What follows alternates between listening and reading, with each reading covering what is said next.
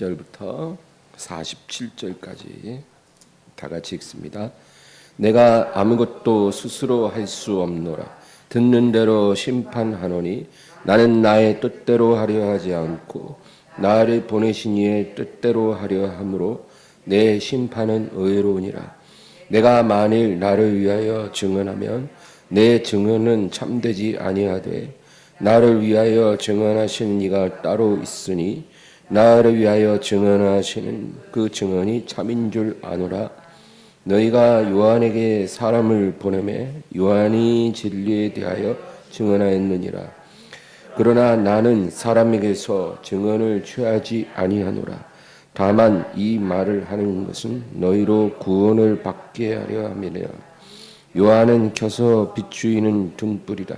너희가 한때 그 빛에 즐거이 있기를 원하였거니와 내게는 요한의 증거보다 더 큰 증거가 있으니 아버지께서 내게 주사 이루게 하시는 역사 곧 내가 하는 그 역사가 아버지께서 나를 보내신 것을 나를 위하여 증언하는 것이요 또한 나를 보내신 아버지께서 친히 나를 위하여 증언하셨느니라. 너희는 아무 때에도 그 음성을 듣지 못하였고 그 형상을 보지 못하였으며 그 말씀이 너희 속에 거하지 아니하니 이는 그가 보내신 이를 믿지 아니함이라. 너희가 성경에서 영생을 얻는 줄 생각하고 성경을 연구하거니와 이 성경이 곧 내게 대하여 증언하는 것이니라. 그러나 너희가 영생을 얻기 위하여 내게 오기를 원하지 아니하는도다. 나는 사람에게서 영광을 취하지 아니하노라. 다만 하나님을 사랑하는 것이 너희 속에 없음을 알았노라. 나는 내 아버지의 이름으로 왔음에 너희가 영접하지 아니하나 만일 다른 사람이 자기 이름으로 오면 영접하리라. 너희가 서로 영광을 취하고 유일하신 하나님께로부터 오는 영광은 구하지 아니하니 어찌 나를 믿을 수 있느냐. 내가 너희를 아버지께 고발할까 생각하지 말라. 너희를 고발하는 이가 있으니 곧 너희가 바라는 자 모세니라. 모세를 믿었더라면 또 나를 믿었으리니 이는 그가 내게 대하여 기록하였음이라. 그러나 그의 글도 믿지 아니하거든 어찌 내 말을 믿겠느냐 하시니라. 아멘.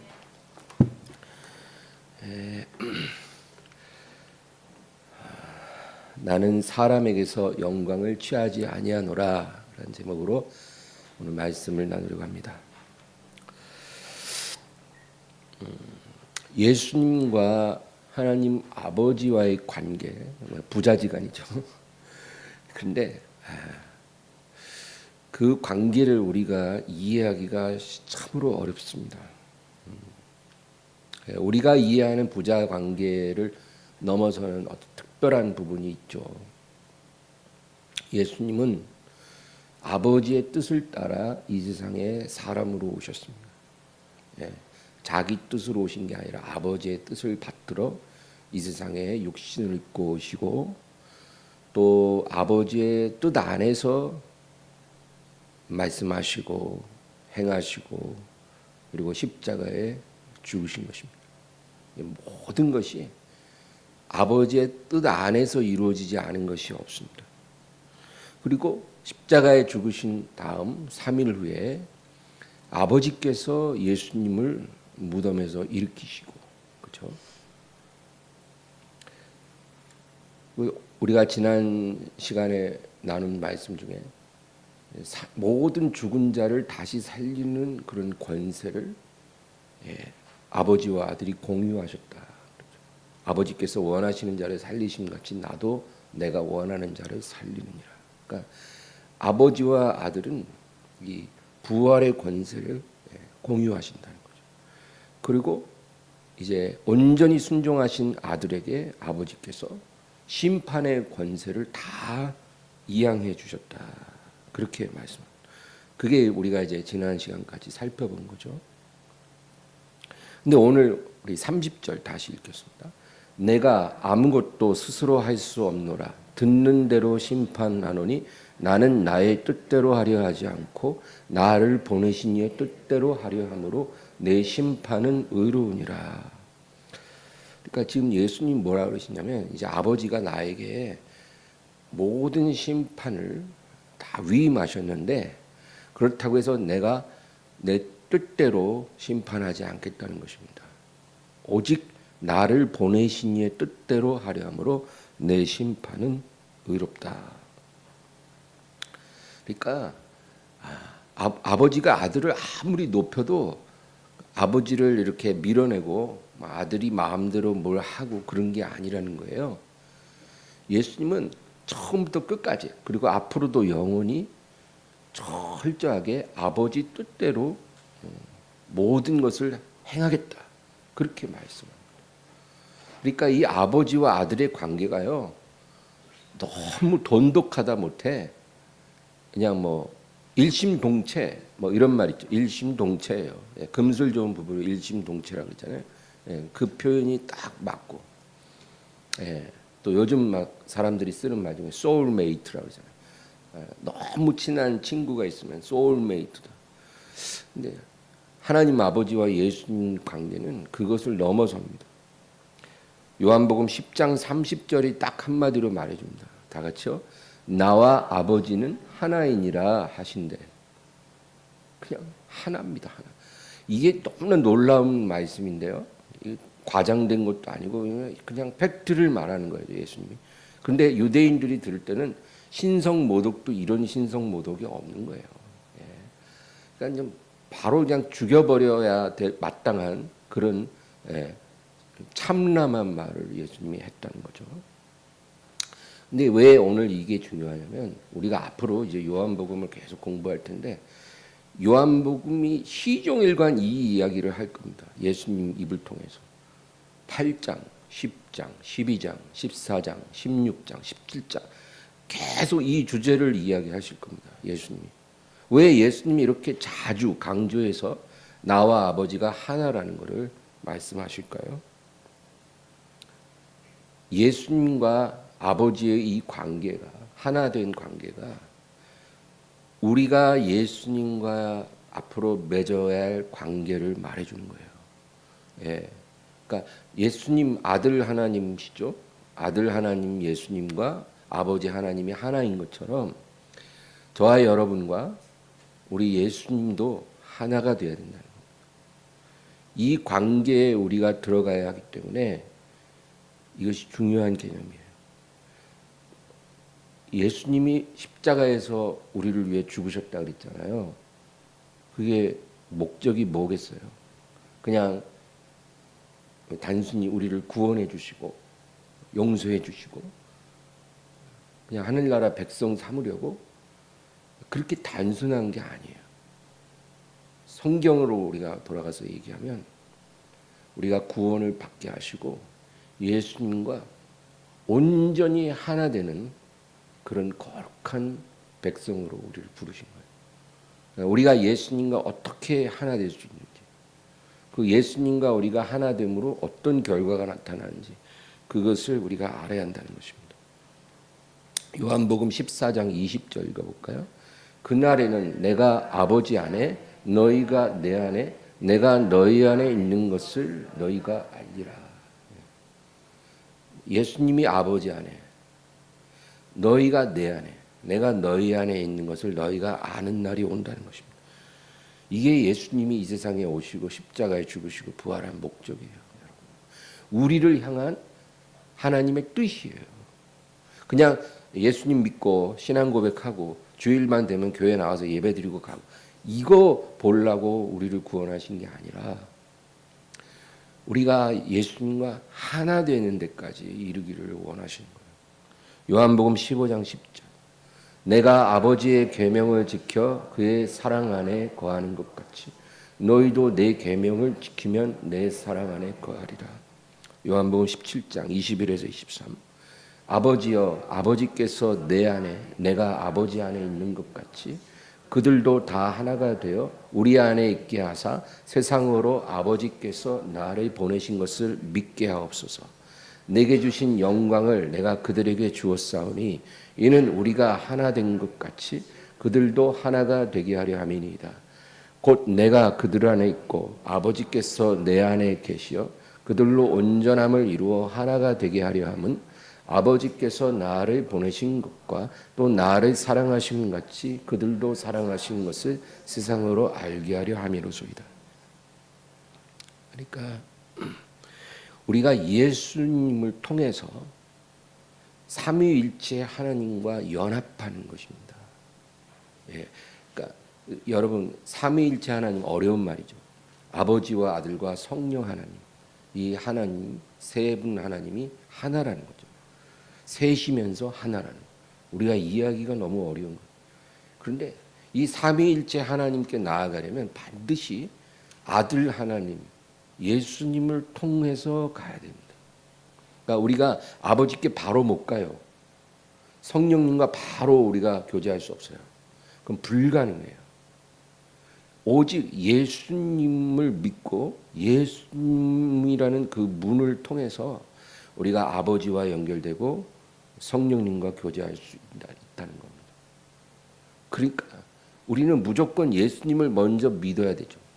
그리고 예수님이 누군지 알아야 해요. 그 다음에 거기서 끝나는 게 아니라 예수님과 동행하면서 아버지와 연결되고 성령님과 연결되는 거예요. 성령님은 우리 안에 들어와 역사하신 하나님이잖아요. 그 우리 안에 오시는 하나님의 영은 그냥 오시는 게 아니라 예수님의 이름을 통해서만 오시는 영이에요. 그러니까 예수님을 온전히 믿는 사람에게 성령을 선물로 주시는 거예요. 그러니까 그런 믿음이 없이는 성령을 선물로 못 받아요.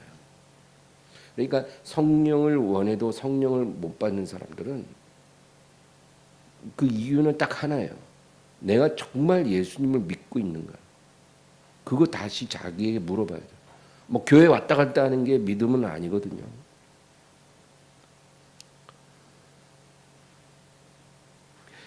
내가 정말로 예수님을 믿고 있는가? 그것이 바로 성령님이 우리에게 오시는 유일한 조건이 되는 것입니다.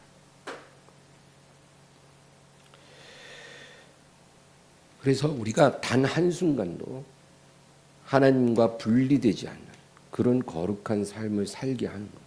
그것이 우리를 부르시고 구원하신 하나님의 궁극적인 목적이에요. 여러분 그런 단계에 우리가 아직 못 갔잖아요. 그러니까 우리가 가야 할 삶의 목표가 거기 있어요. 세상 사람들은 이해 못하죠.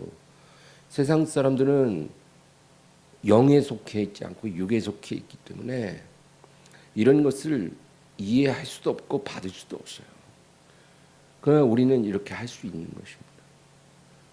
세상 사람들은 내가 이 세상 살면서 이것도 해보고 저것도 해보고 버킷리스트에 내가 다 담아놓은 거 다 이루어버리라 이런 생각을 하고 살지만 우리의 삶의 목표는 딱 한 가지예요. 예수님을 통해서 하나님과 온전히 하나 되어 한시도 하나님과 분리되지 않는 것. 그것이 우리 삶에 이루어야 될 목표예요. 우리가 이것을 위해서 살아가는 거예요.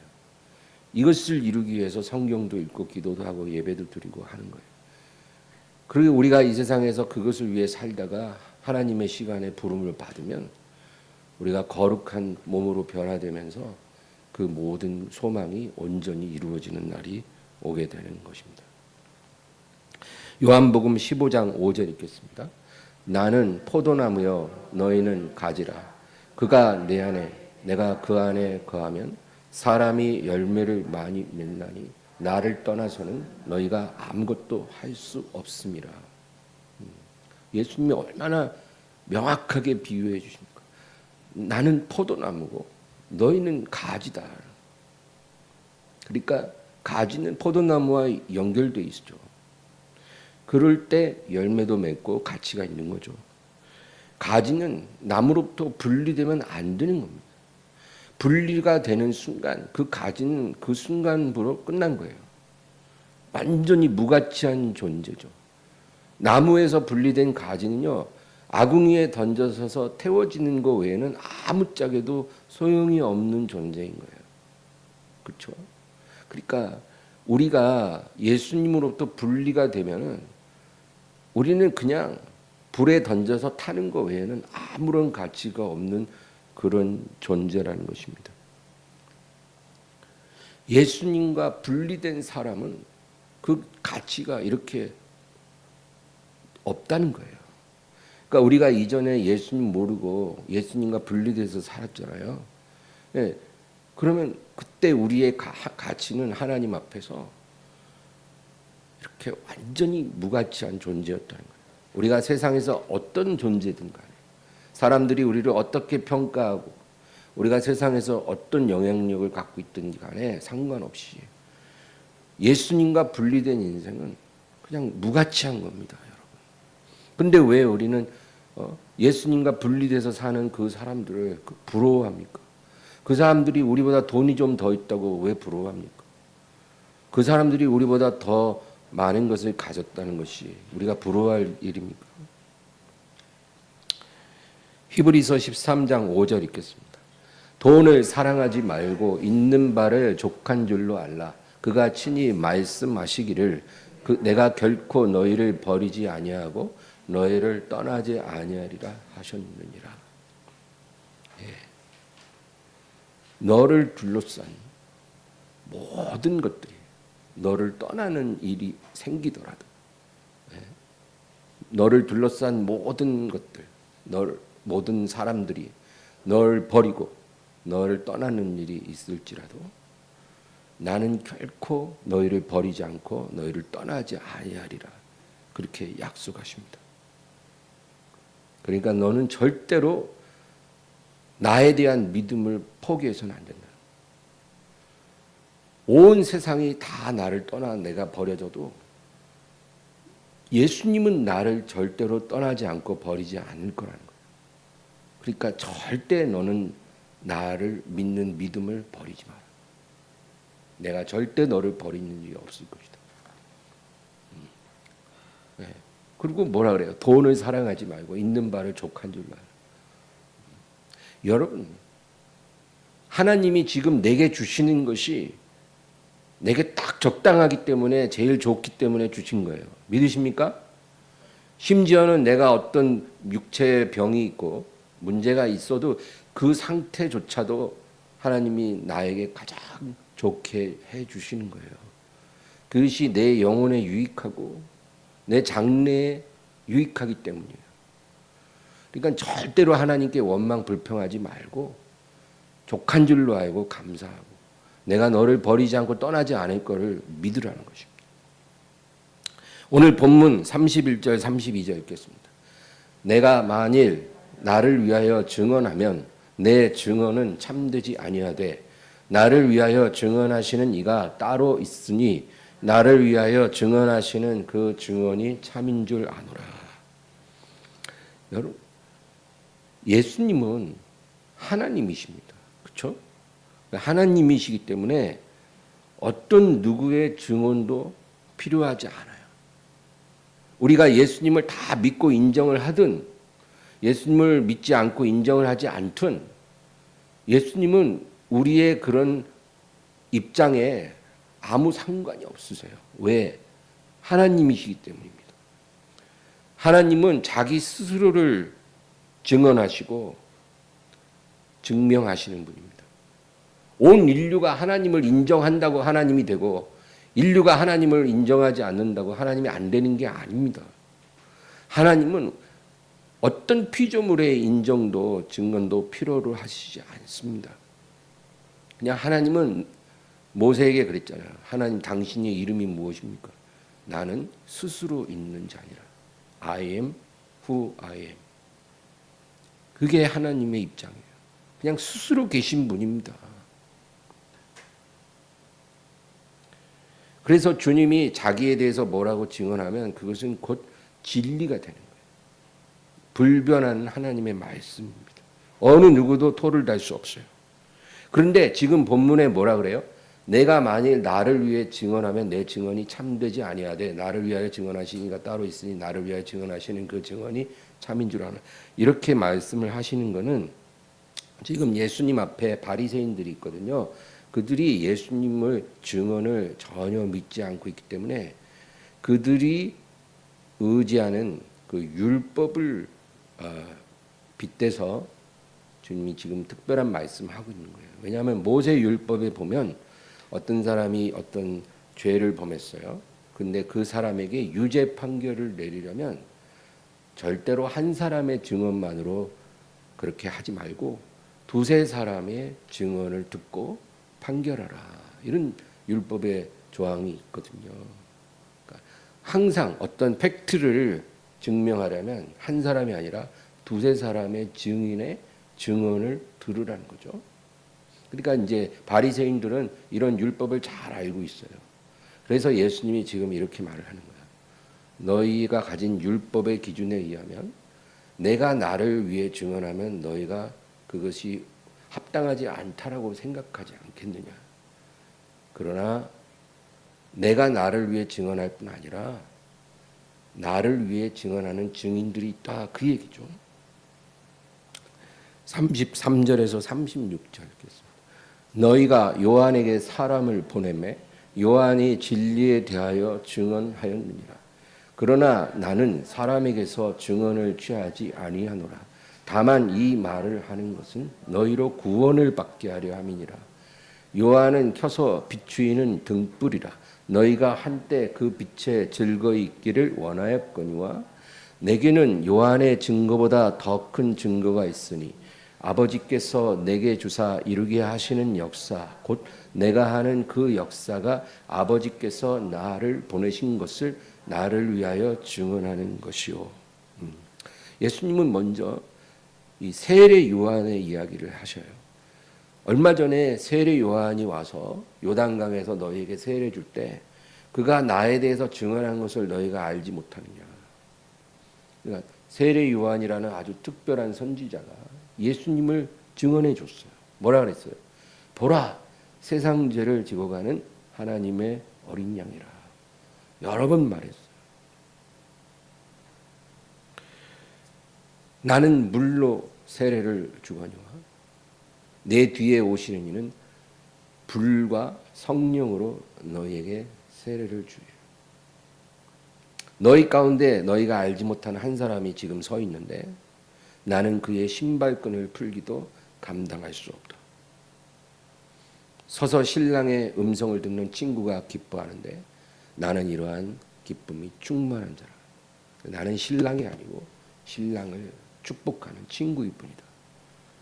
신랑과 신부의 결혼식을 준비하고 그것을 기뻐하는 친구의 기쁨이 충만하다.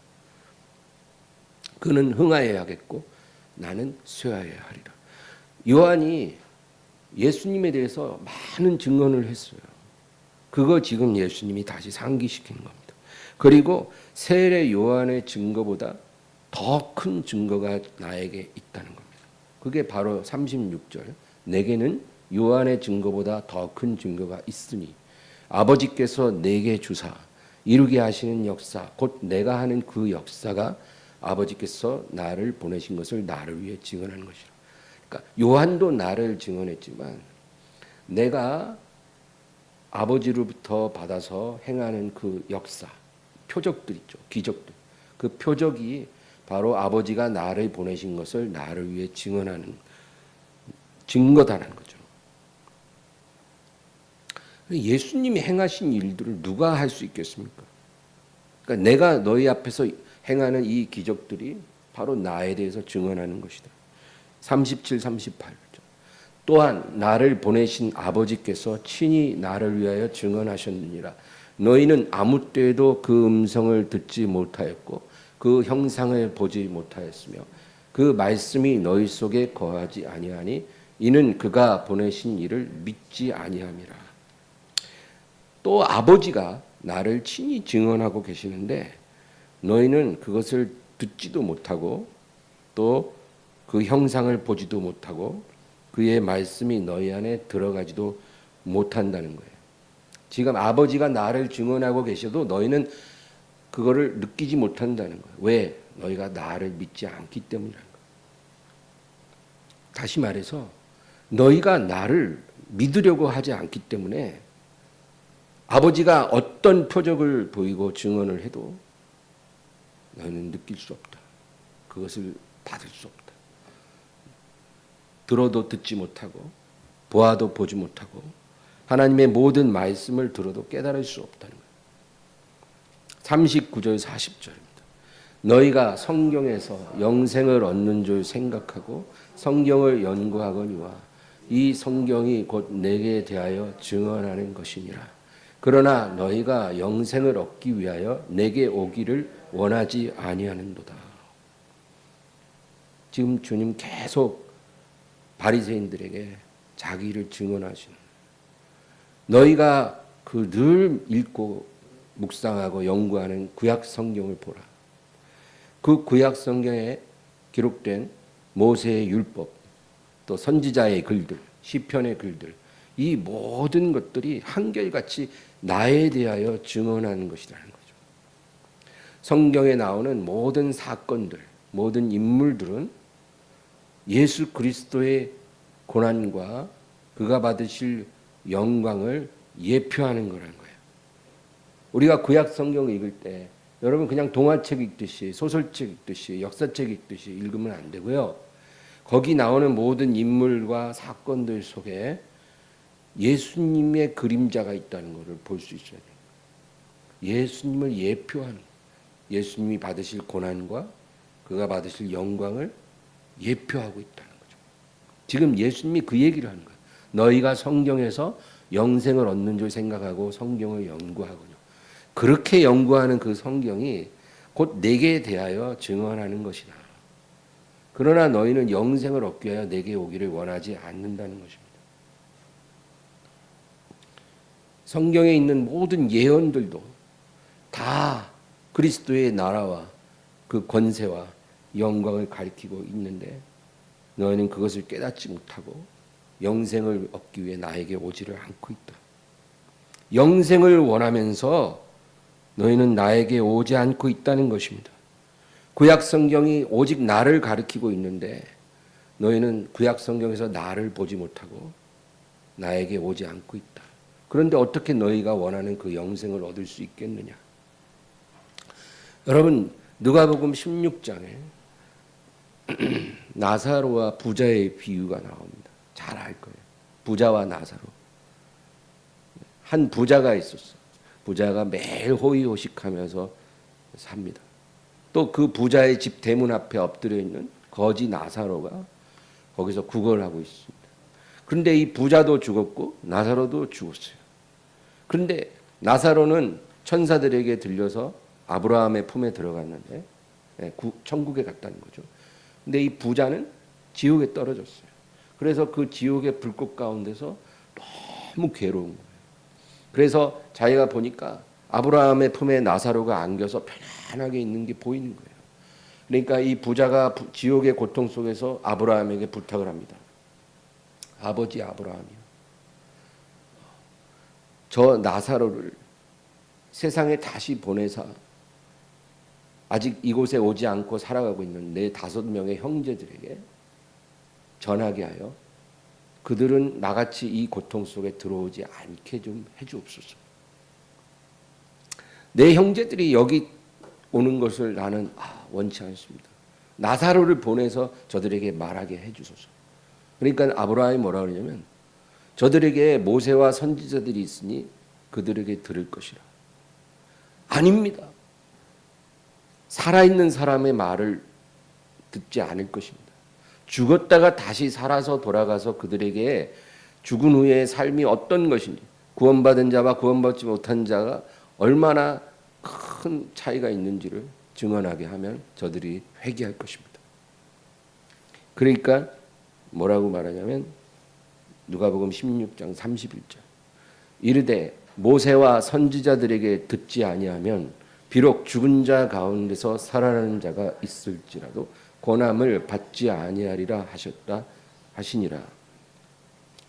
이게 무슨 말이냐면 하나님의 말씀을 듣고 회개하지 않는 사람은요, 어떤 기적과 표적을 보여주고도 그들은 회개하지 않는다는 거죠. 말씀으로 돌이키지 않는 사람은 표적을 봐도 돌이키지 않는다는 거예요. 이게 하나님이 내린 결론입니다. 사람들이 예수님이 행하시는 표적을 보고 놀라서 막 몰려들기 시작합니다.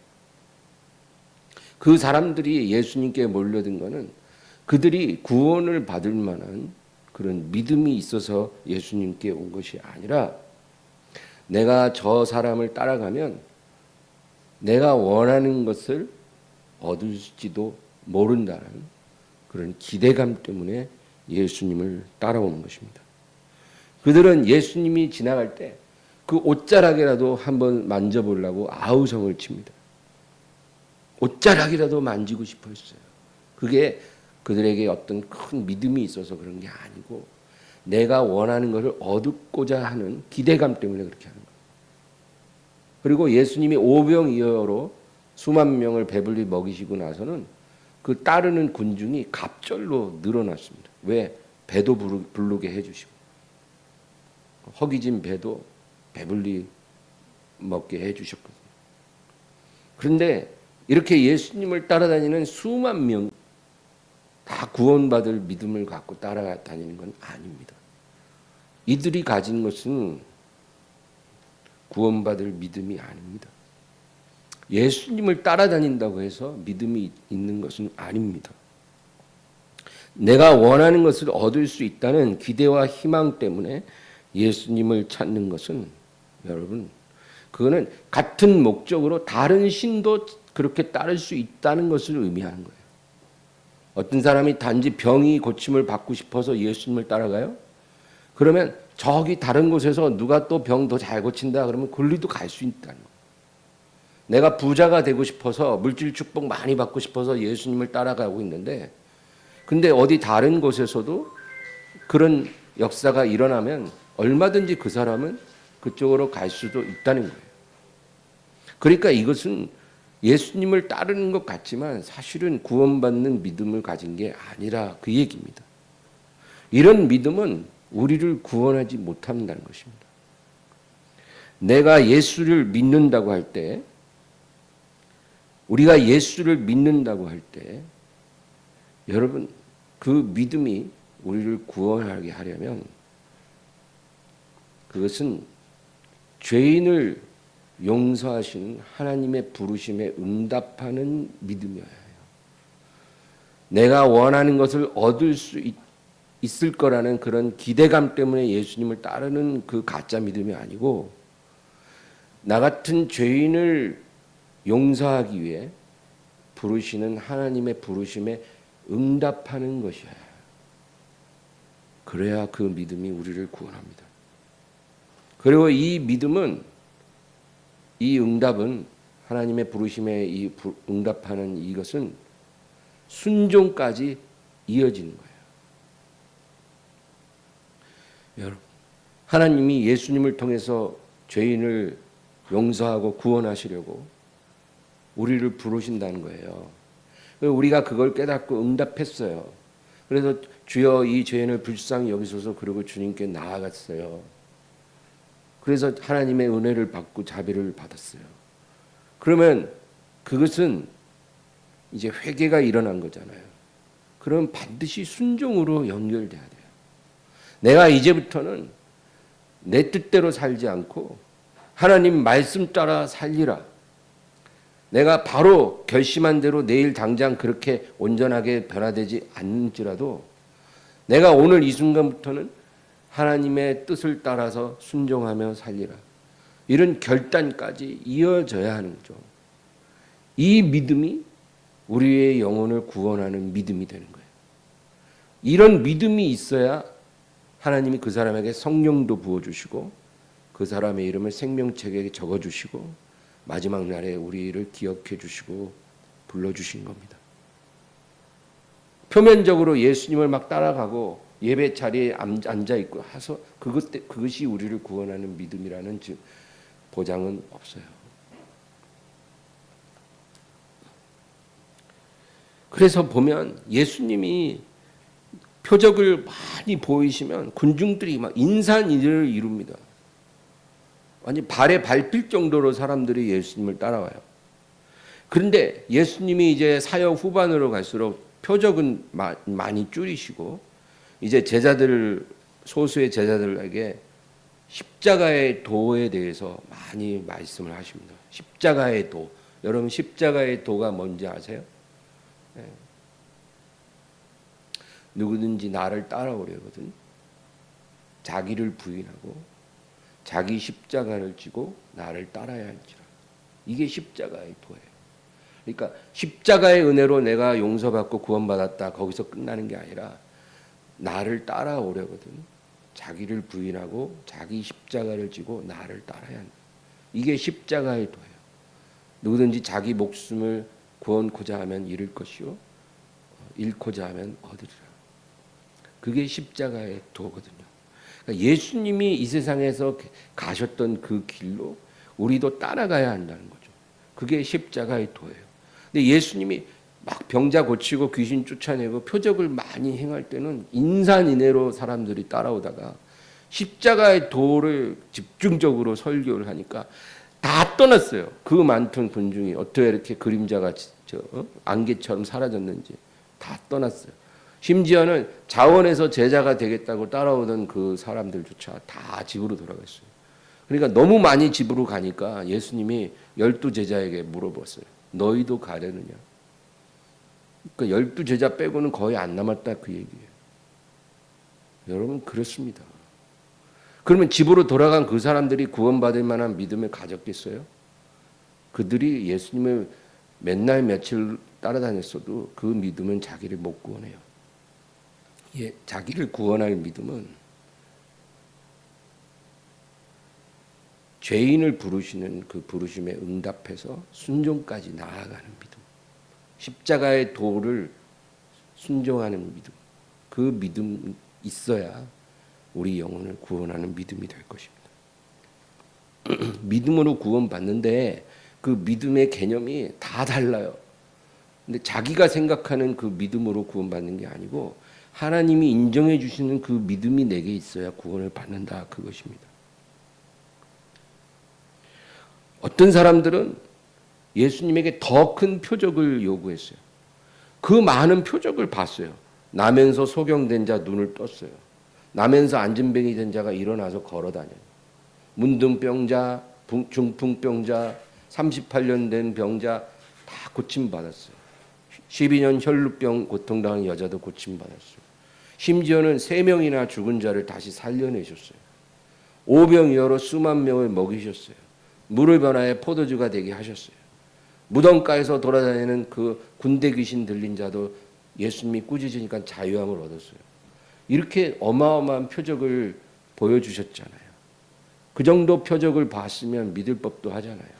그런데 사람들이 와서 뭐라 그러냐면 다 잘 봤는데 그거 말고 하늘에서 뭔가 우리에게 내려오는 그런 표적 좀 보여달라는 거예요.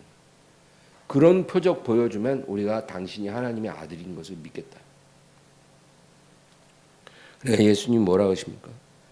악하고 음란한 세대가 표적을 구하나 내가 요나의 표적밖에는 너에게 더 이상 보여줄 표적이 없느니라.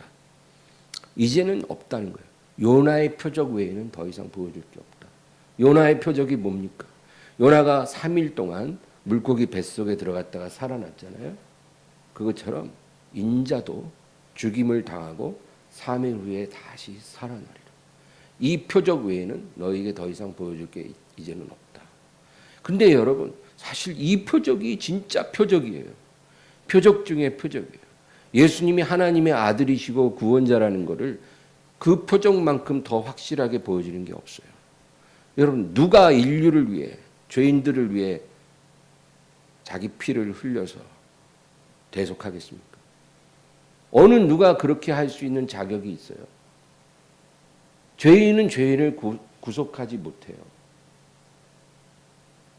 죄 없는 피를 가지고 죄인들을 위해 죽어줄 사람이 누가 있습니까? 예수님 말고. 그리고 누가 죽은 지 3일 만에 다시 살아나서 영원히 죽지 않는 부활의 첫 열매가 될 수 있겠어요? 예수님밖에 없죠. 그러니까 이 요나의 표적, 그것이 말로 예수님이 하나님의 아들이고 구세주라는 것을 증언하는 가장 강력한 표적이죠. 물론 안 믿는 자는 안 믿겠지만. 그러니까 예수님은 이 표적 외에는 더 이상 남아있지 않다. 표적 얘기가 나왔으니 우리가 한번 또 살펴볼 것은 하나님이 우리에게 표적을 주시는 이유가 두 가지가 있어요. 표적, 다른 말로 기적이라고, 미러클이라고, 표적, 사인이라고 되죠. 근데 성경은 미러클보다는 사인이라는 말을 써요. 왜? 하나님의 아들이심을, 예수께서 하나님의 아들이시고 구세주인 것을 증명하기 위해서 보여주시는 기적이기 때문에, 목적이 있는 기적이라서 표적이라고 그래요. 근데 표적을 봐도 믿을 사람은 믿지만 안 믿을 사람은 안 믿더라는 거죠. 근데 하나님이 우리에게 표적을 주시는 이유가 두 가지가 있어요. 첫째는 우리의 믿음을 보시고 표적을 주시는 경우입니다. 어떤 사람이 믿음이 있어요. 그래서 그 믿음을 보시고 예수님이 그 사람이 구하는 것에 응답해 주실 때가 있다는 거죠. 그래서 성경에 보면 가라, 네 믿음이 너를 구원하였느니라, 이렇게 예수님이 말씀하실 때 그때가 바로 그 사람의 믿음을 보고 그 사람에게 응답해 주시는 표적이죠. 믿음이 훌륭한 사람들은 이런 표적을 많이 경험을 하는 거죠. 그리고 또 두 번째는 우리의 믿음을 위해서 표적을 주십니다. 아까 첫 번째는 우리의 믿음을 따라, 믿음을 보시고 주시는 표적이고, 두 번째는 우리의 믿음을 위해서 표적을 주시는 거예요. 어떤 사람이 예수님을 알지도 못하고 예수님에 대한 믿음도 없어요. 그런데 그 사람에게 주님이 표적을 주시는 거예요. 왜? 믿음을 주시기 위해서 표적을 보여주는 겁니다. 이런 경우도 성경에 많이 나와요. 마가복음 6장 56절. 아무데나 예수께서 들어가시는 지방이나 도시나 마을에서 병자를 시장에 두고 예수께 그의 옷가에라도 손을 대게 하시기를 간구하니 손을 대는 자는 다 성함을 얻으니라. 예수님이 여러 마을을 돌아다니시잖아요. 소문만 들었어요. 예수님이 누군지도 잘 몰라요. 아마 그냥 아주 훌륭한 선지자가 나셨나 보다. 그런데 예수님이 지나는 곳에 병자를 놓고 그 옷에 손만 대게 해달라고 부탁을 하는 거예요. 그래서 허락받은 자들은 다 나음을 받았다는 겁니다. 예수님이 누구신지를 알고 제대로 된 믿음을 갖고 있어서 그들이 표적을 받은 게 아닙니다. 그냥 절박한 마음으로, 그냥 절박한 마음, 너무 고통스러우니까 절박한 마음으로 예수님의 병 고치는 능력을 보고 그 옷자락을 만진 것뿐이에요. 믿음이 없는데, 그냥 그 절박한 심정밖에 없는데 예수님이 그들을 고쳐주시고 표적을 나타내 주십니다. 그래서 예수님이 백부장의 믿음을 칭찬해 주셨잖아요. 로마의 군대 백부장이 자기 집에 아주 중요한 하인이 이제 큰 병에 걸려 있었어요. 그래서 사람을 보내서 예수님을 청한 거예요. 그래서 예수님이 그 사람 집에 이제 가시는데 백부장이 와서 예수님 앞에 간구합니다. 주여, 당신께서 우리 집에 들어오시는 것을 제가 감당할 수 없습니다. 먼 길에 수고로이 그렇게 오실 필요가 뭐 있습니까? 저도 남 밑에서 일하는 군대 장교입니다. 내 위에 있는 상관이 나에게 명하면 이리로 가라면 가고 저리로 가라면 갑니다. 내가 내 밑에 부하에게 이렇게 명하면 하고 저렇게 명하면 그렇게 합니다. 그런데 당신께서 말씀만 하시면 내 하인에게 있는 병이 낫지 않겠습니까? 당신의 말씀으로 내 하인을 고쳐주시옵소서. 그렇게 부탁을 하는 거예요. 그러니까 예수님이 깜짝 놀라서 제자들을 돌아보시면서 말합니다. 내가 이제까지 많은 곳에서 많은 사람을 보았으나 이스라엘 중에 이런 믿음을 본 적이 없다. 어느 유대인도 이런 믿음을 본 적이 없다. 근데 이 로마인이 이런 믿음을 갖고 있다는 게 너무나 놀랍구나. 근데 우리는 그 사건을 볼 때 어떻게 이해하냐면, 예수님이 직접 가서 환자에게 손을 얹고 기도하지 않고 그냥 말씀만 해도 나을 거라고 그렇게 고백했기 때문에 그것을 큰 믿음이라고 주님이 보셨다. 우리는 그렇게 생각을 해요. 근데 예수님이 이 백부장을 보고 놀라고 이 믿음을 칭찬하신 것은 안수하지 않고 말씀으로만 고치게 해달라고 해서 예수님이 칭찬하신 것이 아니고요. 예수님이 가장 높은 권세자라는 것을 알았기 때문이에요. 이 사람이. 가장 높은 권세자라는 거예요. 예? 유대인도 아닌데 구약의 배경도 없는데 이 로마인 장교가 지금 예수님, 자기가 부탁하는 예수님이 어떤 권세자보다도 가장 위에 계신 권세자라는 걸 알았다는 것이 놀랍다는 거예요. 나도 나 같은 일개 장교도 내 부하에게 이리로 가라면 가고 저리로 가라면 가나이다. 당신은 권세자이시니 말씀만으로 이루소서. 그게 예수님을 의심하고 시험한 게 아니라 예수님을 정말로 믿고 그렇게 고백했기 때문에 예수님이 감탄하신 거예요. 여러분, 우리는 그런 믿음 갖고 있습니까? 지금 이 자리에 계신 예수님이 가장 높은 권세자라는 것을 믿고 있나요?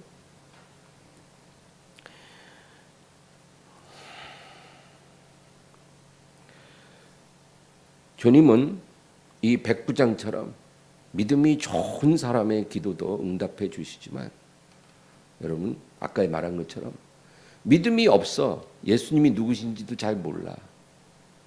그냥 절박한 고통 속에서 매달려 옷자락이라도 만져보겠다는 사람을 위해서라도 표적을 보여주시는 분입니다. 그러니까 나같이 믿음이 부족한 사람이 기도하는데 뭐 들으시겠어? 나는 믿음이 너무 부족한데 기도도 거의 안 하고 성경도 잘 안 읽고 나는 믿음이 너무 없는데 나 같은 사람의 문제를 주님이 해결해 주실까? 여러분 그런 생각하지 마세요. 믿음이 좋은 사람에게도 응답하시지만 믿음이 없는 사람이 옷자락에 손대는 것도 주님은 기꺼이 그에게 믿음을 더해주기 위해서 응답을 해주신 거예요.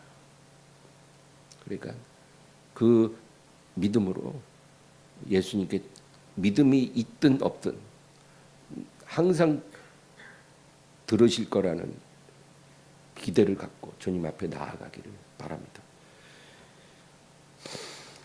이제 41, 42절 읽겠습니다. 나는 사람에게서 영광을 취하지 아니하노라. 다만 하나님을 사랑하는 것이 너희 속에 없음을 알았노라.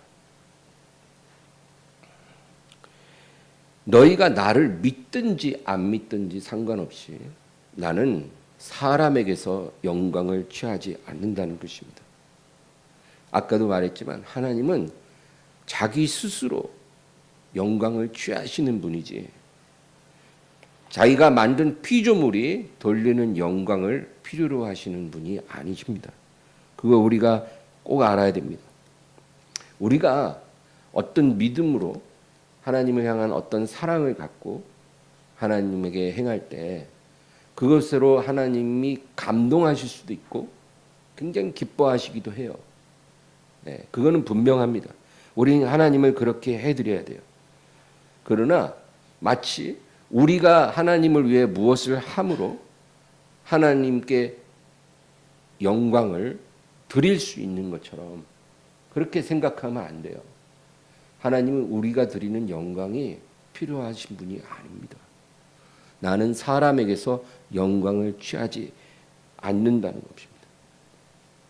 여러분, 예를 들어 교회에 어떤 성가대가 있어요. 정말 멋진 성가대예요. 그 성가대가 정말 대단한 찬양을 준비해서 예배 시간에 아주 진짜 너무 멋지게 찬양을 했어요. 그래서 막 사람들이 박수를 치고 환호도 하고 막 그래요. 그래서 모든 사람들이 이 성가대가 하나님께 엄청난 영광을 드렸다. 그렇게 생각을 하겠죠. 근데 그렇지 않아요. 어떤 성가대도 하나님의 영광을 더할 수도 없고 덜할 수도 없어요. 그 성가대가 그렇게 멋진 찬양을 했다고 해서 하나님 영광이 더해지는 것도 아니고 그 성가대가 그날 성가를 완전히 망쳐버렸다고 해서 하나님의 영광이 쫄아드는 것도 아니에요. 상관이 없어요. 오직 우리는 겸손한 마음으로 하나님께 감사하고 우리의 믿음과 사랑을 고백하는 것뿐이에요. 하나님의 영광을 더해드리는 게 아니라 하나님께 감사하는 거예요. 우리의 사랑을 드리는 거예요. 그래서 하나님이 우리를 보시고 기뻐하시면 그것으로 우리는 만족하는 거예요.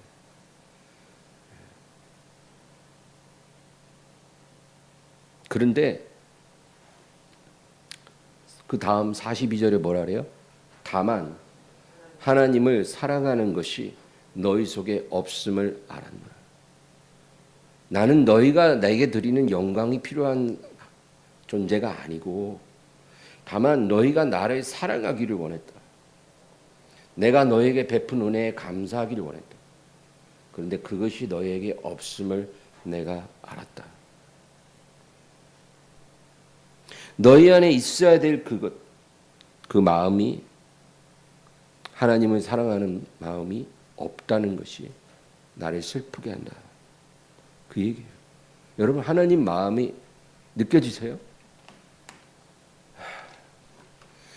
우리가 성경을 통해서 사모해야 될 것이 바로 하나님의 마음을 아는 것입니다. 하나님의 마음을 모르면 하나님을 기쁘시게 하는 게 불가능해요. 하나님을 알아야 하나님을 기쁘시게 하고 하나님을 감동시킬 수도 있는 거예요. 근데 유대인들은 그런 마음이 없었어요. 마치 이런 거예요. 자식들이 부모를 전혀 도와주지 않아도 부모가 충분한 모든 것이 다 있는 부모님이 있어요. 자식들이 부모님에게 물질적으로 도움을 줄 필요도 없어요. 모든 게 다 있는 부모, 자식보다 더 부유한 부모예요. 그런데 그럼에도 불구하고 명절이나 부모님 생일 때 미역국도 끓여드리려고 하는 자식이 없다면 그 부모 마음이 어떻겠어요? 그까지 미역국 그냥 본인이 끓여 드셔도 돼요. 얼마든지 호텔 레스토랑 가서 미역국 주문해서 한 그릇에 5만 원짜리 미역국 사 먹어도 돼요. 그런데 그게 문제가 아니라 미역국 먹고 안 먹고가 문제가 아니라는 거예요. 내 자식이 부모인 나를 위해 미역국 한번 끓여주는 거를 먹고 싶은 거예요. 그게 필요해서가 아니라. 근데 자식이 7명인데 한 명도 미역국을 끓여주는 자식이 없더라는 거예요. 그때 부모의 마음, 그게 하나님의 마음, 예수님의 마음. 나는 사람에게서 영광을 취하지 아니하노라. 다만 하나님을 사랑하는 것이 너희 속에 없음을 알았노라. 네. 여러분 그러니까 우리가 교회에 나와 예배를 한 번을 드리든 10번을 드리든 하나님께 어떤 봉사와 섬김을 드리든 간에 우리에게 꼭 있어야 되는 게 뭐예요? 하나님을 사랑해야 돼요. 하나님을 사랑하는 마음으로 드려야만 해요. 그게 없이는 절대로 하나님을 기쁘시게 할 수가 없어요. 우리가 드리는 걸로 뭔가 하나님을 부족함을 채워드릴 것 같이 그런 오만한 생각을 갖고 교회를 나오면 절대로 안 되는 겁니다. 이제 마지막으로 43절에서 47절 읽겠습니다. 나는 내 아버지의 이름으로 왔음에 너희가 영접하지 아니하나 만일 다른 사람이 자기 이름으로 오면 영접하리라. 너희가 서로 영광을 취하고 유일하신 하나님께로부터 오는 영광은 구하지 아니하니 어찌 나를 믿을 수 있느냐? 내가 너희를 아버지께 고발할까 생각하지 말라. 너희를 고발하는 이가 있으니 곧 너희가 바라는 자 모세니라. 모세를 믿었더라면 또 나를 믿었으리니 이는 그가 내게 대하여 기록하였음이라. 그러나 그의 글도 믿지 아니하거든 어찌 내 말을 믿겠느냐 하시니라. 예. 유대인들이 특별히 그 중에 바리새인들, 종교 지도자인 바리새인들이 예수님을 보고도 듣고도 믿을 수 없었던 이유는요.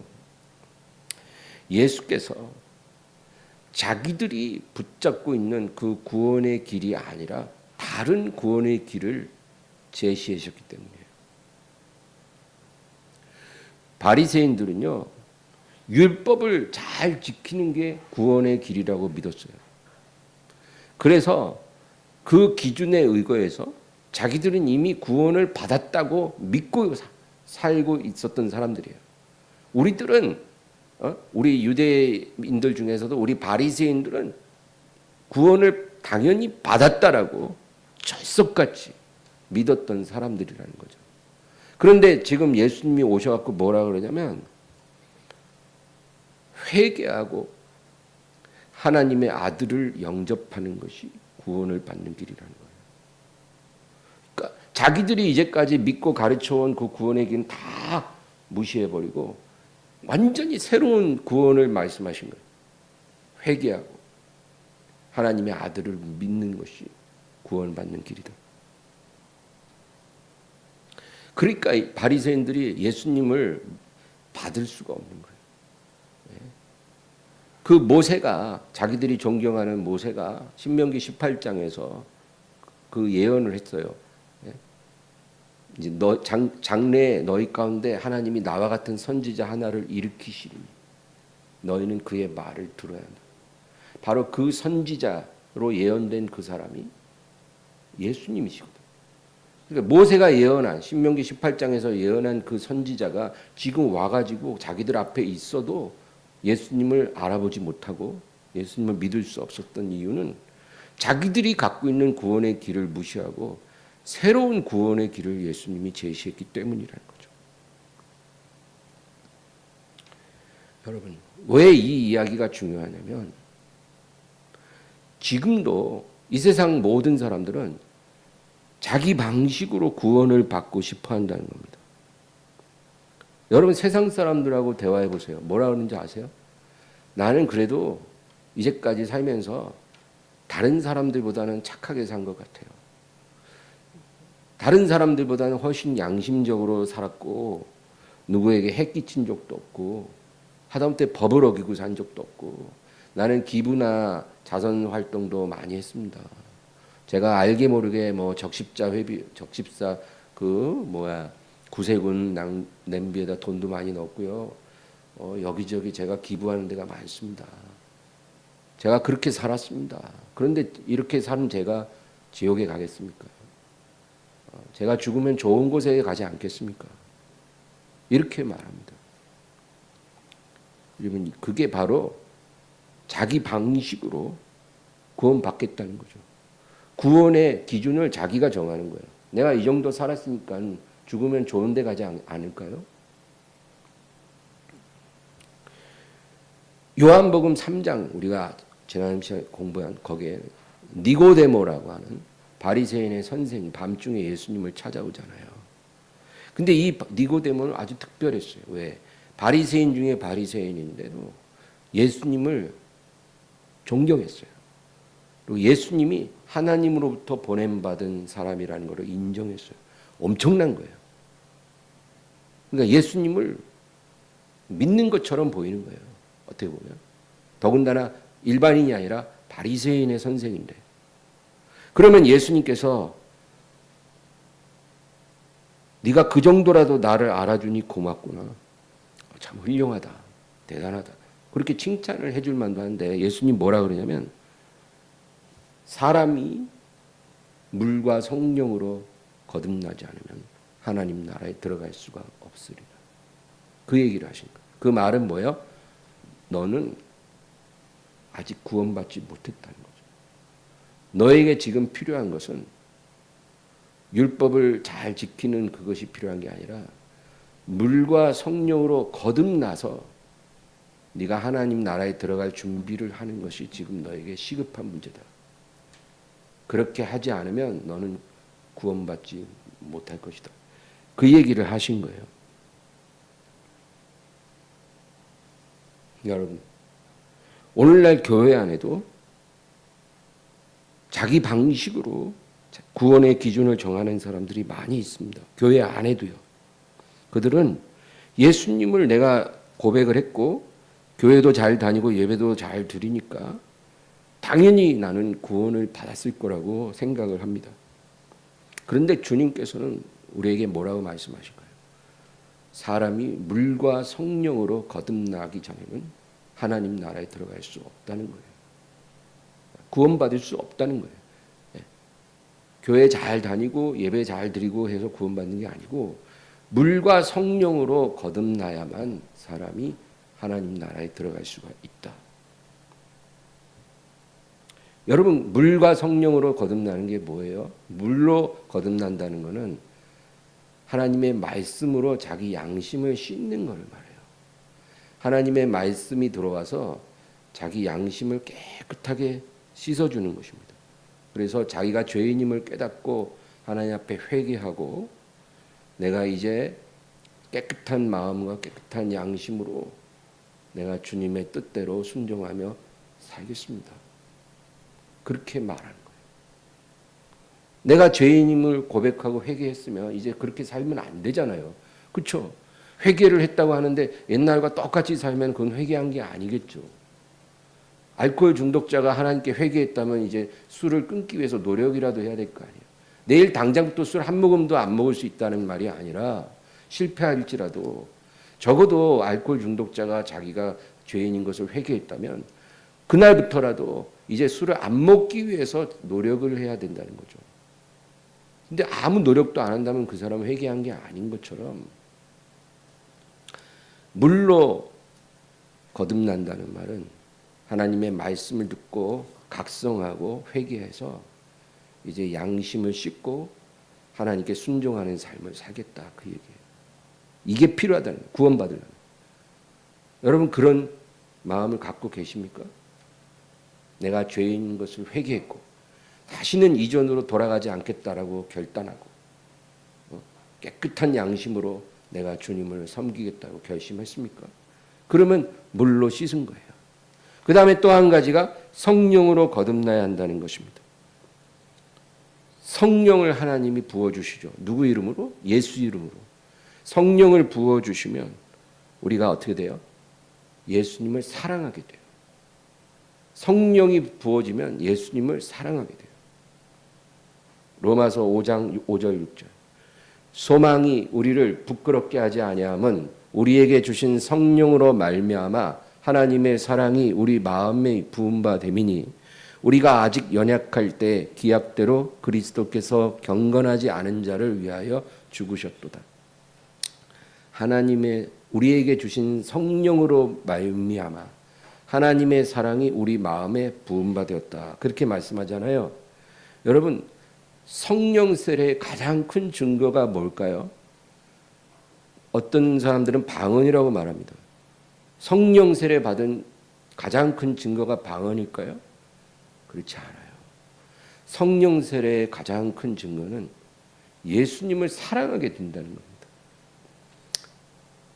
성령을 받지 않고는 사람이 절대로 예수님을 알 수도 없고 사랑할 수 없어요. 그래서 성령을 받지 못한 사람들은요, 성경을 읽어도 아무 감동이 없고 설교를 들어도 졸리기만 하고 예수님을 사랑하는 마음이 없으니까 예배가 지루할 수밖에 없는 거예요. 그런데 성령이 부어지면 하나님의 사랑이 부어진 거기 때문에 하나님의 사랑이 부어졌는데 그 사랑이 깨달아지는데 어떻게 하나님을 안 사랑할 수가 있어요? 하나님의 사랑을 받았는데 그러니까 하나님을 사랑하게 되는 거예요. 그게 성령 세례의 가장 큰 증거입니다. 이것이 성령으로 난 사람의 증거예요. 그러므로 예수님이 우리에게 말씀하신 구원의 조건 두 가지는 물로 씻겨지고 물로 우리의 양심이 새로워져서 하나님 뜻대로 살기로 결단하고 그 다음에 성령으로 하나님의 사랑이 부어져서 하나님을 사랑하게 되는 것입니다. 이렇게 우리가 되었다면 우리는 구원을 받은 사람입니다. 이게 가장 확실한 구원의 증거입니다. 오늘 주님이 우리에게 계속 강조하시는 게 네가 구원을 받았느냐는 거예요. 심지어는 바리새인의 선생인 니고데모에게도 너는 아직 구원 못 받았다 그러셨어요. 우리가 말씀을 통해서 오늘 생각할 게 나는 구원을 받았는가? 만약에 내가 구원을 받았고 물과 성령으로 거듭난 사람이라면 여러분 이 구원에 감사하고 남은 생에 주님께 우리의 믿음과 사랑을 드려서 주님을 감동하는 삶을 살기를 바랍니다. 우리가 뭘 해드려서 주님의 영광을 더 크게 만들고 그런 오만한 생각하지 말고 내 마음의 사랑으로 주님을 감동하며 주님을 기쁘시게 하리라. 이런 마음으로 살아가기를 주의 이름으로 축원합니다. 하나님 아버지 감사합니다. 오늘 주님께 의지합니다. 말씀으로 성령으로 주여 우리를 주장하여 주셔서 오늘 이 말씀 붙잡고 기도하게 하시고 우리에게 주신 이 놀라운 구원 우리가 사는 날 동안 감사하며 우리 주님을 사랑하는 저희들이 되게 하여 주시고 이 구원을 아직 알지 못하는 많은 사람들에게 주여 우리가 주님의 사랑을 전달하는 통로로서 살아갈 수 있도록 인도해 주시옵소서. 예수님의 이름으로 기도합니다.